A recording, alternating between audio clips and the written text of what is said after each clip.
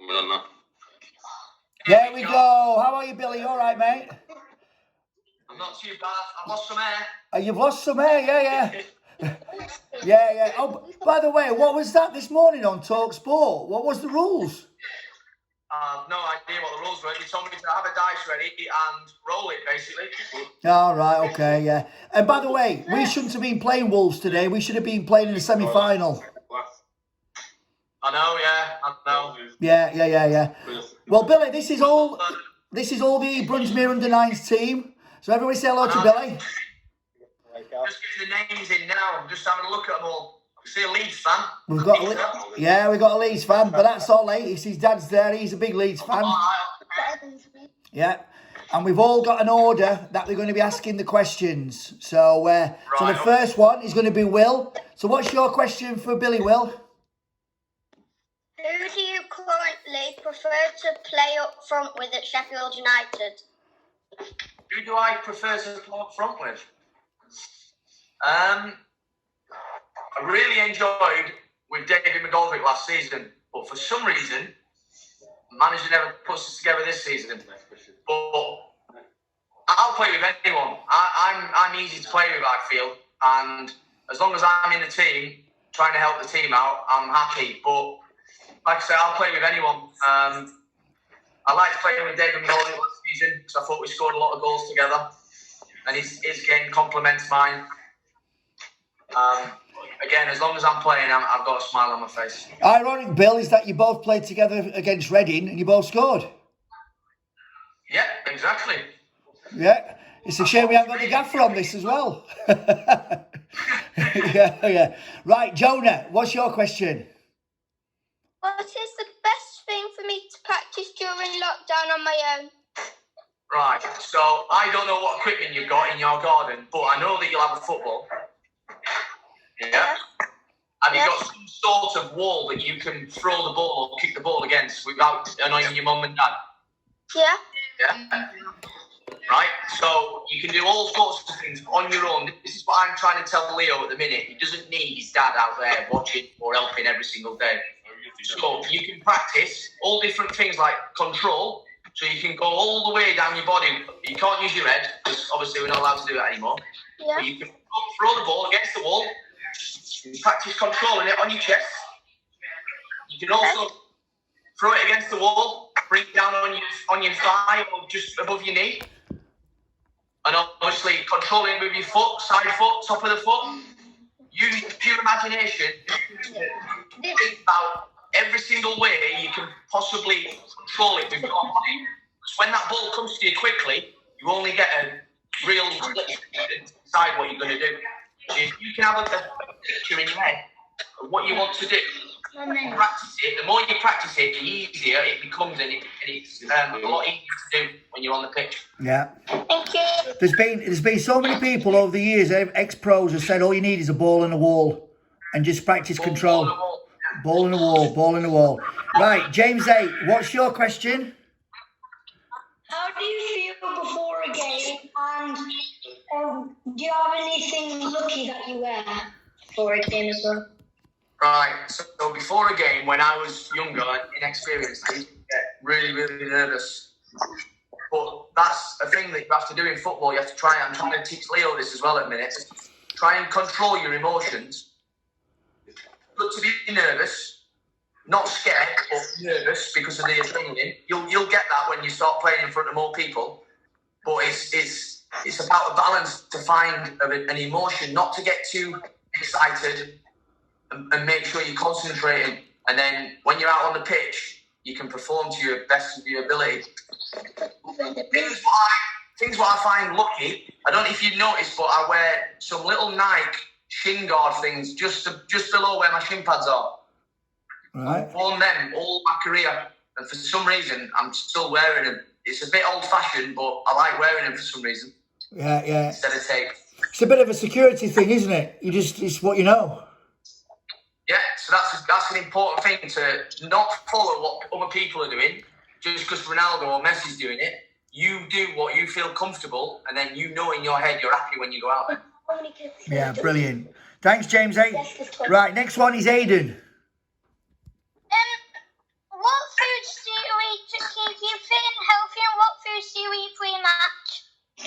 you, Steve. Right, I'm going to probably say something that you're more surprised to get you to eat all the time. I eat lots of veg. Good answer. It's strong. And I'll tell you something. I do eat bad things because that's another thing. It's about balance. So just because I'm a footballer doesn't mean I can't have a burger or a pizza, because everybody knows I love pizzas and burgers. But I have to have a balanced diet with fruit, veg, and when you're not playing like now, it's important not to have too many carbohydrates, because I don't need them. I don't need the energy, and I don't need them because they store as fat, and it's hard to get rid of them. But you lot won't have that problem because you're running around the garden every day, so you're right to eat pizzas and things like that. Yeah, brilliant question. Now we got from one of the coaches, Steve. Steve, what's your question? Hi, Billy. All it was is a former work colleague once told me that whilst he was at Leeds, you had to wash your own kits. Is that true or not? Yeah, when I first signed for Leeds, it was pretty weird. It's such a fantastic club and good training facilities, but none of them was in use, and they didn't have the facilities to wash the kit. So we had to. It was only for a week. We washed his own kit, and we had to bring his own food in. And I was thinking, wow, this is kind of weird. I'm at Leeds United and I'm doing things like this. But it was just because of the takeover and the owners at the time. And obviously Leeds now are in a better place because they've got better owners. But was that in the Ken Bates time, was it? No. Under Cellino, Massimo Cellino, the Italian fella. Right. Okay. Thanks Now, for that, Billy. now this is as it happens. He's going on to the Ollie, the Leeds fan. And if you remember, a year ago today, we beat Forest 2-0. And Leeds got beat by Leon Clark and Wigan. But then we won't mention that. Ollie, what's your question? Why do you think you were successful at Sheffield United? Well, like I said before to Steve, the time I was at Leeds was probably not a great time to be there. Even though I had some good times, scoring on my debut. I don't know if you remember that one. Yes. Yeah. And scoring at Huddersfield away, that was brilliant. So I had some great times there. Just there was too many managers. I think I had 4 managers in one season. Oh dear. All of them were pathetic. And it's such a uncertain time to be at Leeds because the owner was not running it right. The managers were getting swapped every other month. There was no stability, and I wasn't really getting a run in the team. But like I said, I had some good times there. I think I scored 8 or 9 goals for Leeds. I wanted to stay longer, and I probably would have done if it wasn't Sheffield United who came in for me. Brilliant question. Good question. Next one is Cal. What's your favourite goal in your career? Yeah. Oh, Ollie's not going to like this. To be honest, I'm lucky enough because I've scored quite a lot of goals. I've got a few, but I do like the Leeds one, the volley at Bramall Lane. The one that Duffy chipped it up and it was flicked on by a Leeds player, and I just managed to get off both feet and swivel and volley it into the top corner. Do you remember it, boys? Oh, I do, Peter. Yeah, I remember seeing it. I don't usually watch football, so. Yeah, but Harry, you're a Wednesdayite, so that's why. He's got a leg. Oh, Yeah, I knew he was. Yeah. Billy, listen, can I ask a question as well? I've seen you score many goals in your 3 spells at United. You obviously celebrated the one at Norwich away with the sock. Norwich at home as well. What do you plan a celebration before each game? No, but now I've got kids. Leo's the one who's responsible for the chicken dance after the Reading goal. Yeah. Because I don't go out on the pitch thinking, oh, I really want to do a chicken dance. But Yeah. It's make Leo happy and make people like you laugh when you see it. But yeah, the Norwich one was something, again, it wasn't in my control. I'd had a day out with a lot of my friends, and they decided and voted for that celebration. So one of them bought the sock off online, signed by Mick Foley, the wrestler. Yeah. And for some reason, I went ahead with it. But if I had got that penalty just before half time, yeah, because everybody knew where the sock was in my underpants, yeah, it was been out at half time because it was doing my head in.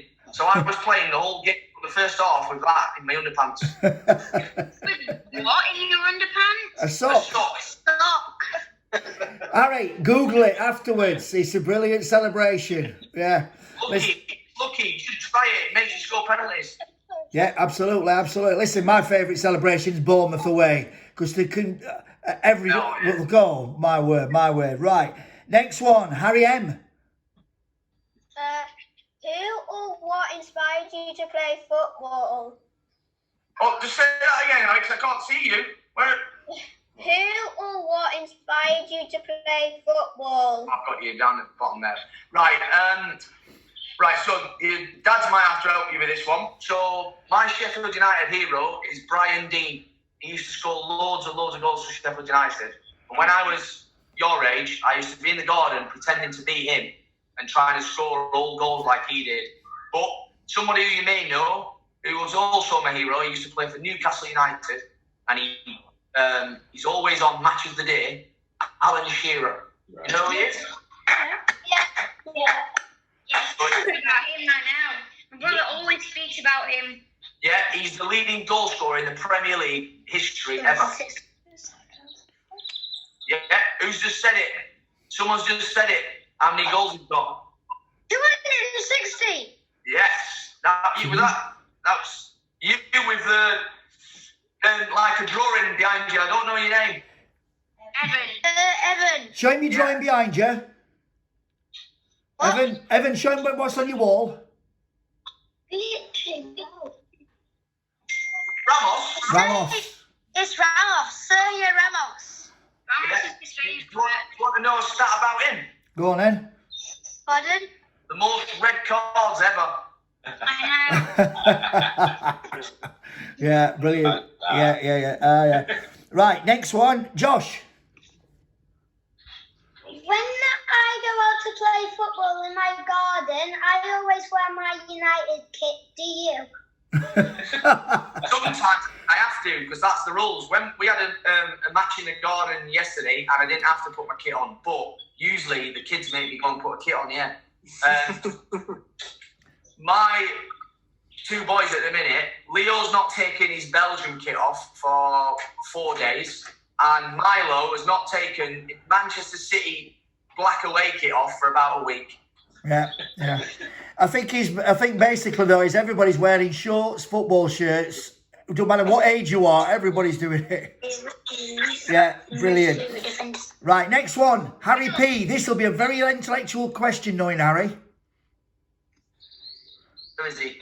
Go on then, Harry. Okay, my granddad is a big Southampton fan. What was it like playing for the Saints, which means Southampton? I know it does. Or when the Saints go marching in. I had a good time there as well, and that was only a short period, which I wish lasted longer. But again, that was because of things out of my control with the owners there. The manager, Nigel Adkins, brought me in, and we got promoted to the Premier League. And within 2 games of the Premier League starting, I got told by the manager that I was having to go and play for another club because the owner wanted to get rid of me or Ricky Lambert, which was never going to happen because the fans would have gone absolutely mental. So they had to get rid of me, free some money up to bring another player in. So I went on loan to Nottingham Forest. But I had a really good time at Southampton, scored some important goals, 2 against Portsmouth, the rivals. And that's the first time I've ever had to move away from Sheffield. And I loved living down south, but like I say, it got taken out of my hands that I had to leave Southampton. So I enjoyed it, and I wish I could have stayed longer. What number shirt did you get, Billy, at Southampton? What's that? Say that again, Chris. What number shirt did you have? No, can anyone guess what number I had at Southampton? Was it 9? 5, 9. Oh, 10. 24. Which one? What was it? 11. 11. I knew you didn't have 10. For some reason, I knew you didn't have 10. I thought it was 7. I thought you'd had Tizier's 7. No, the strangest number I've ever worn was number 5 at Doncaster the first time I was there. Really? I can't imagine you wearing number 5. Number 5, like Zidane. In Real Madrid. Yeah, absolutely, absolutely. Right, Evan. That was a good And by the way, Evan is our defender, and he is like Sergio Ramos, but I call him Evan Bauer. So, what's your question, Evs? Which are your least favourite defenders to play against and why? I only played against him for 20 minutes, but Van Dijk, he's got everything. He's really fast, really strong, powerful. Doesn't make many mistakes on the ball because he's good with the ball at his feet. Usually, that's what I find about a defender. They've always got a weakness, and it's about having that in your head before you go out onto the pitch and being able to pick that weakness off at a certain time. But with Van Dijk, it's nearly impossible to get past him. So I'd say him. His movement was phenomenal. When we played at Brown, he never seemed to break sweat, but he was there everywhere, and his passing was out of this world. The first time I played against Van Dijk was at Kelvin Davis's testimonial. So he's an ex-goalkeeper for Southampton, and it's one where you shouldn't really take it that serious. It's just a little bit of a friendly match to celebrate someone being at a club for so long. And I remember Van Dijk being on the opposite team. And I went running through thinking I was going to score. And from nowhere, he did a sliding tackle, outstretched leg, and blocked it. And I was thinking, but he was the one who was taking it, I thought, not serious at all. And he was so hard to get past on that day when we was only messing around. Oh, brilliant, brilliant. Well, listen, it's been a pleasure to play him see him this season. Right, speaking of Liverpool, Samir and his family are all big Liverpool fans, are you, Samir?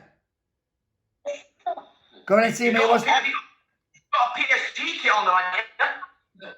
Yeah. Jordan one. Go on, mate. What's your question?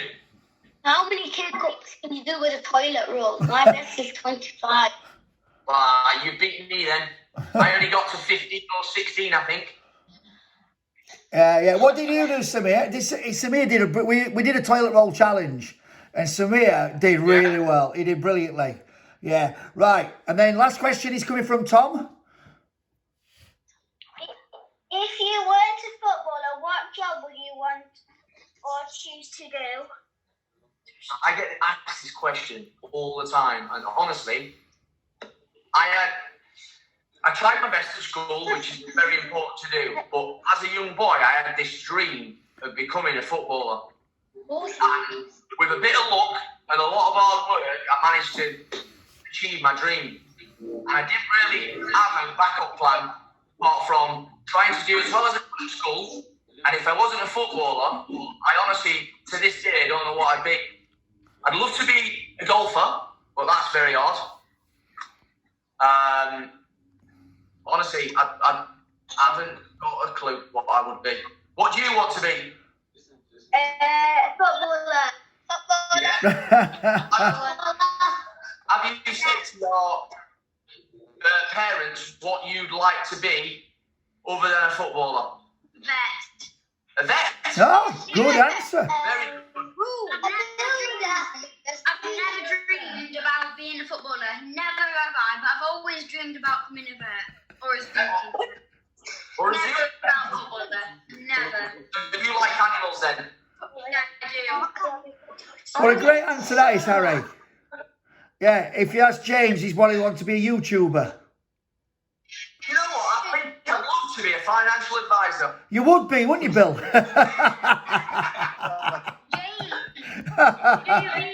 Well, about Fortnite. just- Is that what you choose to be? yeah. Fortnite, no, I don't play that game. No, I don't. Do you play FIFA, Billy? My brother does. I get anger issues from it. My brother. Yeah, I play FIFA. Leo's, we've got a league going on at the minute. We're second behind Liverpool, so we need to catch them. Oh, Billy, brilliant. I've got a question for you. Yeah, It's just come to me. Me and Callum are massive Liverpool fans as well. right. So I've been waiting 30 years for this. Do we think the league's going to finish? Yeah, he'll definitely finish. But Yeah. for me, it's not. They should just wait until fans are allowed to come back into the stadiums, because football without the fans, it's not as good. Especially in mode. But we don't know how long that's going to be, so that's why we're going to have to finish it. But for people like Liverpool and the fans, if they have to celebrate winning a trophy in front of no fans, that'll be horrible. That won't be right. Yeah. Because they will not get to parade on the courts and things like that. Ow. Yeah.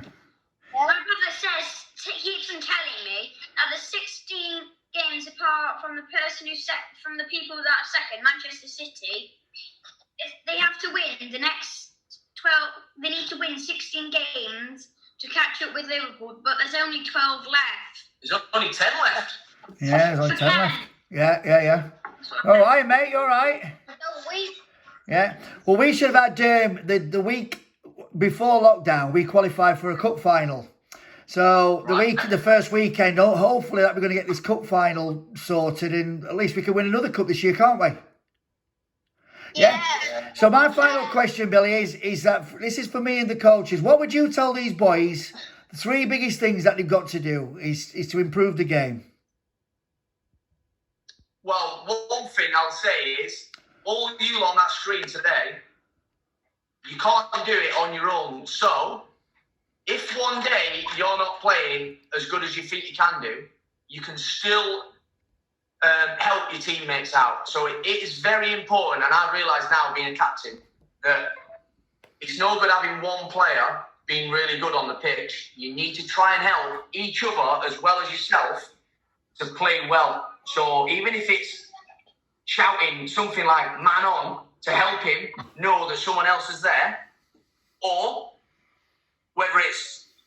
So I'm telling Leo at the minute, when he plays up front, he doesn't do any defending. And he says, "That's what you do, Daddy."